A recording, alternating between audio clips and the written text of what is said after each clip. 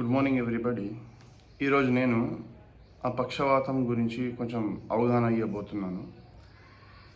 ఈ మధ్య ఇన్స్టాగ్రామ్, ఫేస్బుక్లో ట్రెండింగ్ వీడియోస్ నడుస్తున్నాయి. 10 డేస్లో పక్షవాతం కాల్చే పడిపోయింది ఏరియా మంచిగా అయిపోతుంది, చెయ్యి చాలా ఓపెన్ అవుతుంది, ఫింగర్స్ మంచిగా అవుతున్నాయి, నడవగలుగుతున్నారు 10 డేస్లో.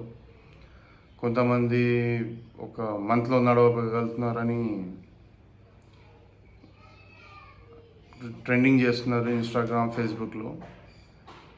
మెయిన్ పక్షవాతం అంటే ఈ ఏరియా బ్రెయిన్లో క్లాట్ అయింది, హ్యామరేజ్ అయిపోయి ఆ ఏరియా పడిపోవడానికి పక్షవాతం అంటారు. దానికి ఒక టైం ఉంటుంది. ఒక 10 డేస్ అనేది ఏ డాక్టర్ చెప్పలేరు.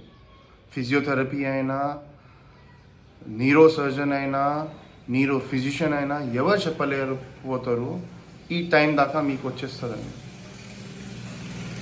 ఎవరైనా చెబితే అది అబద్ధాలు, అది ఓన్లీ పైసల కోసం, ఈ మనీ కోసం చేస్తున్నారు.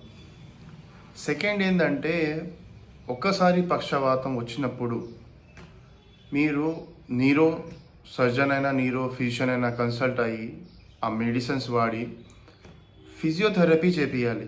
ఇప్పుడు ఫిజియోథెరపీ ఎందుకు చేపియాలంటే ఆ మూమెంట్స్ అనేది రేంజ్ ఆఫ్ మోషన్ అంటారు, ఆ స్పాసిటీ, ఫ్లాజిడిటీ అంటారు మేము, అది తక్కువ అవ్వడానికి ఫిజియోథెరపీ చేపియాలి. ఇప్పుడు మెయిన్ ఏంటంటే ట్రెండింగ్ వీడియోస్ వేస్ట్. 10 డేస్లో మంచిగా అయిపోతారని ట్రైనింగ్ చేసుకుంటా పైసలు సంపాదించడం చాలా తప్పు.